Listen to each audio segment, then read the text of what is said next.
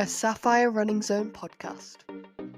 Hi everyone, this is Tim from the Sapphire Running Zone, and this is another in our Runner Stories podcast. And today we are joined by Dom, who has just completed the Chester Marathon last week. So Dom's going to give us a review of that race and talk about his future plans. So welcome, Dom. Just give us a quick summary of what your running career has looked like today. Hi Tim, thanks for having me. So to date, I started running properly again through lockdown. I ran with quite a few of the lads that I used to play cricket with, just raising money for men's mental health. And back then, I think the longest run I did at that time was about 8K on a day, and then sort of fell off for a couple of years whilst I was busy with uni and work, and then picked it back up in the last 2 years as work have actually picked it up quite a lot in their social aspect. I did my first race 2 years ago. I did the Mersey Tunnel 10K. And then this year done the Liverpool half and then Chester Marathon. Great. And what made you want to transition from a 10K through to a half to a full? Was it just, it's there, I can do it? Because this is obviously something a lot of people go through, but they don't quite make the transition up to a marathon. What was it that drove you to that goal? It was actually some of my mates a little while ago when I did the 10K. I sort of made a joke to them saying that, I could run a marathon, I could do it sub 4, and all of them went, no, you wouldn't be able to do it. You'd have to train and everything. I was like, no, I reckon I could do it.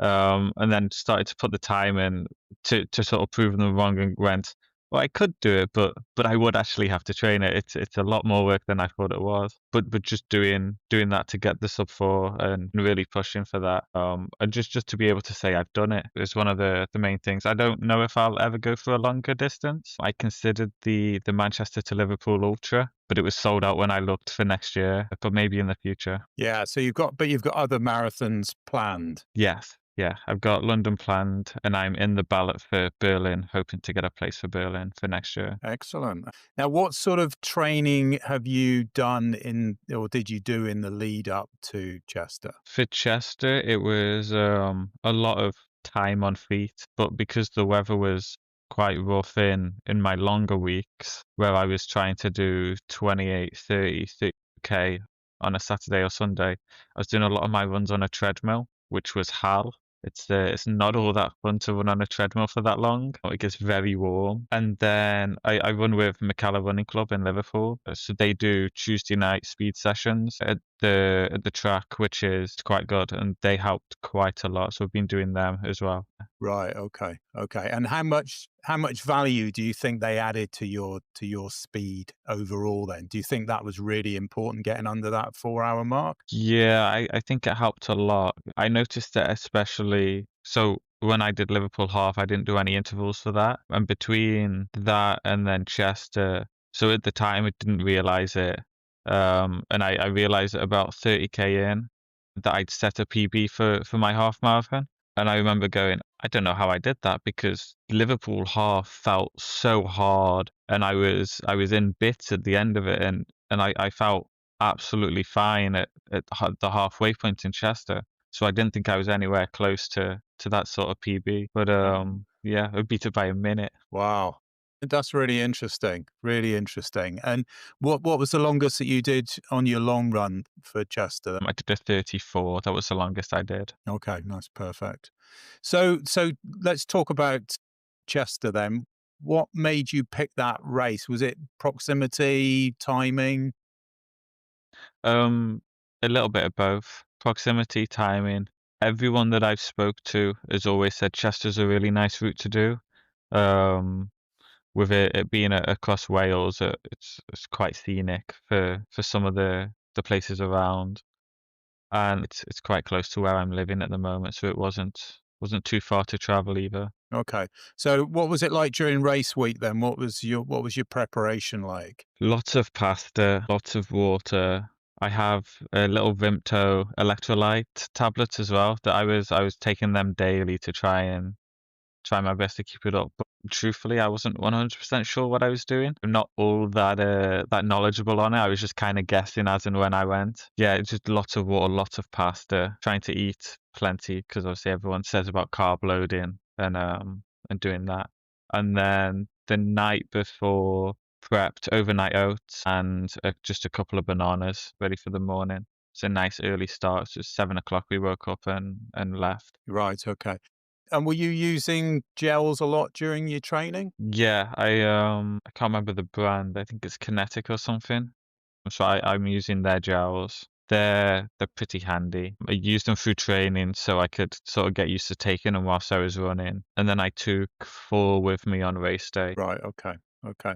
So tell us about the race day pre-event start, if you like. What was it like in the start area? Was it nicely signposted where you were supposed to be and all that kind of thing? Yeah, it was really easy to find because it's just in the race course. I didn't do much looking around.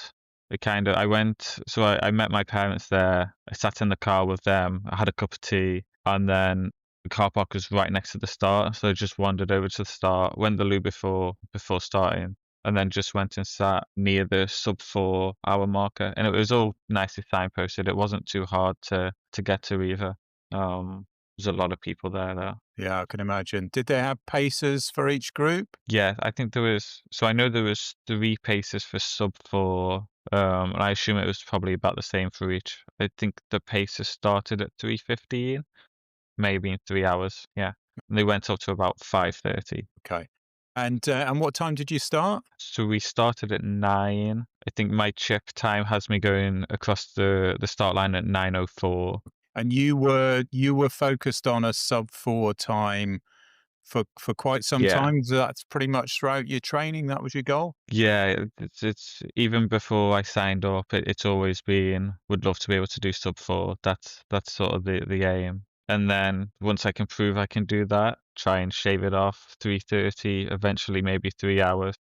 And when you entered the race, it's a first come first serve, that isn't it? It's not a ballot yet, is it? Yeah. Right. Okay. Yeah, So Chester's first come first serve. yeah, so it was fairly easy to get into, and you put in your predicted finish time. They gave you then a slot in that relevant start area. Right. Okay. So what was the first half of the course like? Give us sort of memories of what that first section was like. Obviously, starts at the race course, which is a very high profile part Yeah. of town. Starts of the race course, we run through, and I think we run past. There was either a cathedral or a church we ran past, and then out into Wales, and it's a lot of hills, it's a lot of green, but it was quite scenic, and then at that point it's all just countryside. I didn't clock when we entered Wales, but I very soon realised because all of the signs were then in Welsh. But then coming back in on the second half of it, I saw the sign that said "Welcome to England," so that was a nice little addition. Yeah, indeed. And what was the crowd support like? In Chester, it was really cool. It was really great. There was a lot of people there, even for the 9 o'clock start, which I know my family came for the start, and one of my flatmates did, but none of my friends came for the start because it's quite early. It's at 6:30 wake up on a Sunday morning. It's not ideal, but there was a lot of people out. There was a lot of people there, and then as you sort of get into the countryside, every house that we came past sort of had a few people at the gate watching and cheering you on, but there was very few people out there because obviously it's out in the middle of nowhere. But when we got to like areas with a few people in, there was always a good group of people cheering on signs, yeah, and giving out sweets and stuff on the side, which was really cool. And what about the water stations, the aid stations? Were they there every couple of miles? And was it just water or water and gels? So I think they were roughly every 4 kilometers. Some were a little further apart, but no further than 6.5. I think that was the longest gap. All of them were water. Most of them also had gels. I didn't end up using any of their gels until the very last few. I think the third or second to last, I grabbed one of their gels to use, but they were really handy. The water stations definitely saved me near the end.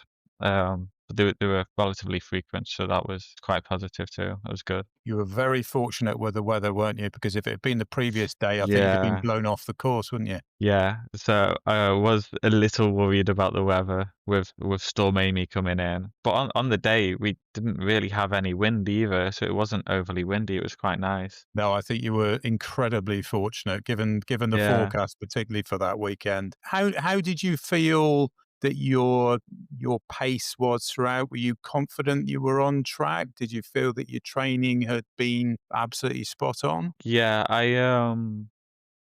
I think I could have done more hills in my training, definitely. I should have done more hills in my training because Liverpool's quite flat, and I did most of my runs in Liverpool.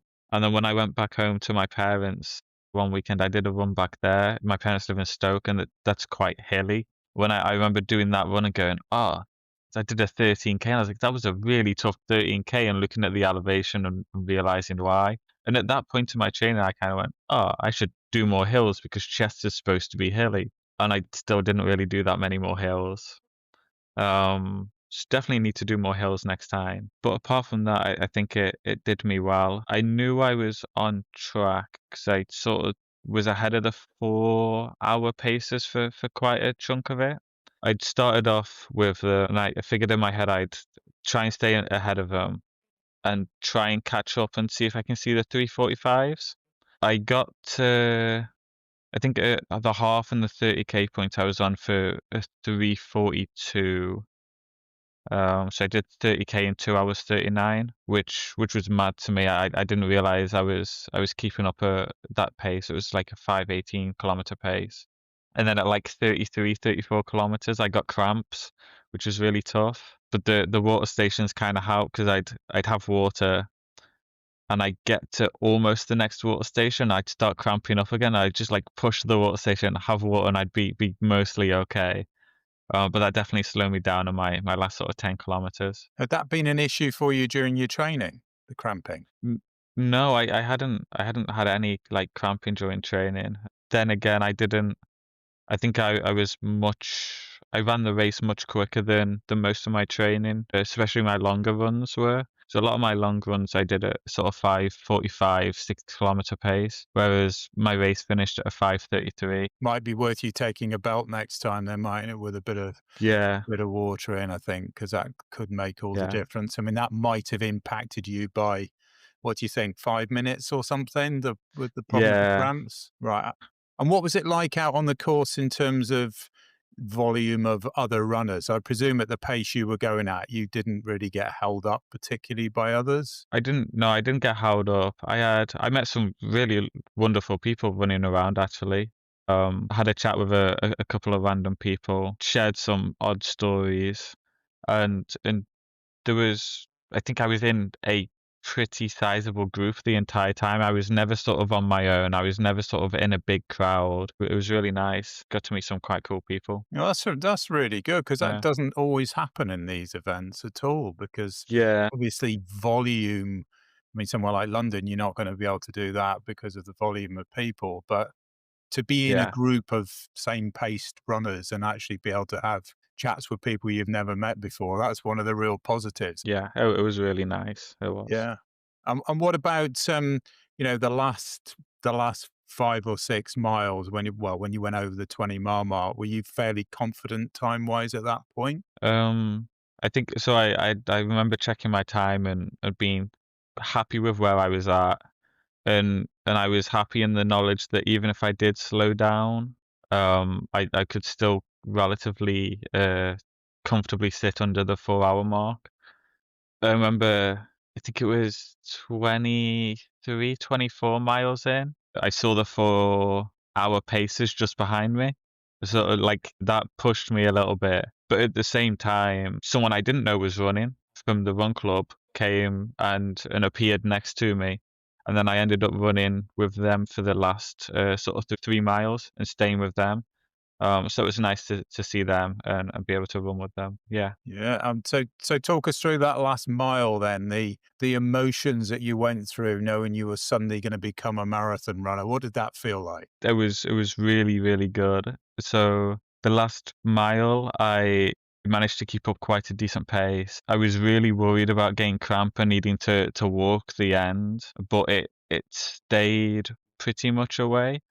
At about half a mile from the finish, I saw a big group of my friends sort of cheering me on that I didn't know were going to come, because I got a message from one of them the night before at 2:30 saying, "I'm going to try and come tomorrow. I will be violently hungover."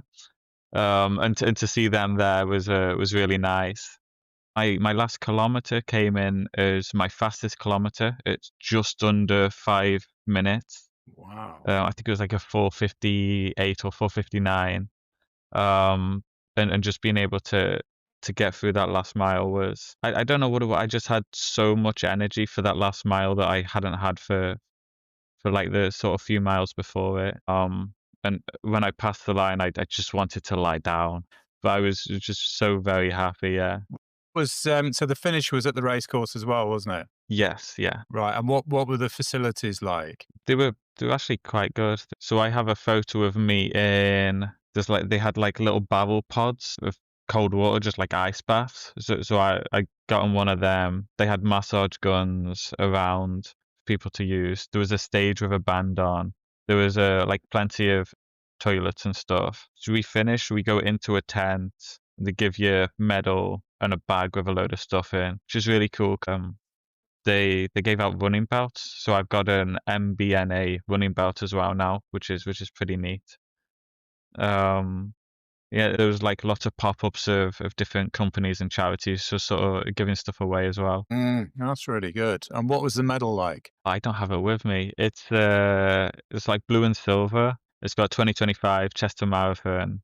And there's a metric marathon one as well. That's the same. It just says metric marathon on, and Mm. it's got the like skyline of Chester on it, which is quite nice. So overall, your experience of that particular marathon was a positive one. Yeah, yeah, really good. So what were your sort of overall learnings from that whole experience of doing your first marathon? I mean, you talked about hill training, but obviously for someone who's doing, 5, 6 hours, then that's not essential. But for you wanting to do a quicker time, it obviously is. Is that one of your main learnings? Yeah, definitely, especially since Chester is a hilly route. So I think on my Strava I've put I don't ever want to see a hill again. So it felt like I was running uphill the entire time. Yeah, so do more hills. And a piece of advice I got, which I think did help a lot, one of the guys from the run club regularly does trail running, but he does like 80, 90, 100K on the weekend just for fun, which is mad. One of the main things he said is when he first started out and he was training, he'd do 30K on the Saturday, and then on the Sunday he'd get out early and he'd go shopping and he'd walk around because it's keeping the time on your legs, even if you're not running, to go out for a walk for an hour or whatever. It was to keep him nice and loose. It stops you from sort of being wrote off for that day. Keeps you going. So actually I did that a few times and that actually did quite help a little bit. That's useful. It's an interesting one. When it says rest day on your training schedule, that doesn't mean sat with your feet up watching the telly necessarily. I think you're absolutely right. Getting out and just getting loose after a long run is really, really important. So you've now got a challenge of doing London in April when you're in really good marathon shape. How are you going to go about now the next 6 months? Because obviously for most people, they'll be beginning their marathon training probably in, now or in the next month or so. Whereas for you, it's a case of maintaining training and Yeah. and obviously if you're looking to shave, have you got a target in mind for London? So 3:30 would be really cool. Target is gonna be 3:45 because I don't know how achievable a 3:30 will be. But if I can get a 3:30, that's what I'm gonna aim for, but I'll be happy for under 3:45. You're now going to be in effect not starting from scratch clearly, but you can't be doing long runs of 15, 18, 20 miles every weekend obviously, so you've almost got to start the process again, but with the confidence of knowing that you can do it comfortably, but looking for quality now, haven't you? Some of these sessions, now become quality. So your speed sessions on the track become more important. The hills, obviously, if you're going to be doing your 5, 6, 7 mile runs during the week, presumably you're going to make those a lot hillier than you would do. Yeah, something that I added into this one, which I found helped, was I was doing 2 leg days a week in the gym, whereas previously I used to do 1 leg day every other week. So I go with one of the girls from the office and we do quads, calves on one day, and then glutes and hamstrings on the other. Doing glutes especially really helped me in particular because I used to get quite bad lower back pain. And once I started to do glutes, that lower back pain kind of went.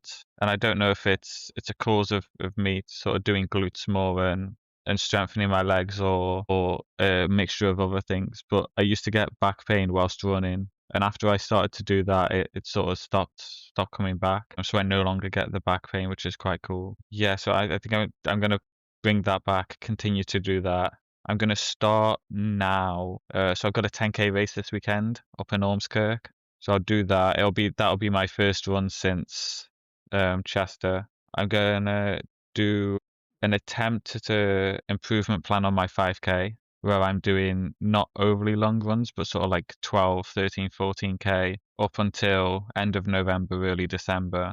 And then once that hits, I'll be living back in Stoke, so I'll be living around hills. I'm going to start my marathon training then and do the really long runs and pushing for more hills and doing more quality interval stuff for midweek. Oh, that's really interesting. I think the inclusion of the gym days are really important, particularly if you've had some injury challenges before with the back. I think, it's, again, a lot of beginners don't do much in the gym because they're so focused on getting out and running. But actually, part of this is about injury prevention, isn't it? And strengthening can obviously make a huge difference when it comes to prevention. And it also means that you're reducing the stress on your body up to a point, because the last thing you need is to be, 8 to 10 months of marathon training, because that does take it out of you. But by adding that quality in, then clearly that will impact on your speed, which is fantastic. And then your January to March period is then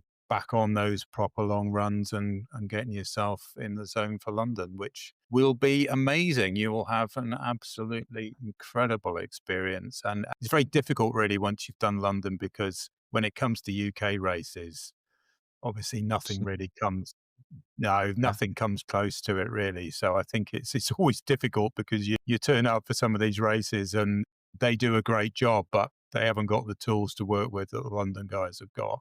So it is a very different experience. Right. Well, look, that's really interesting.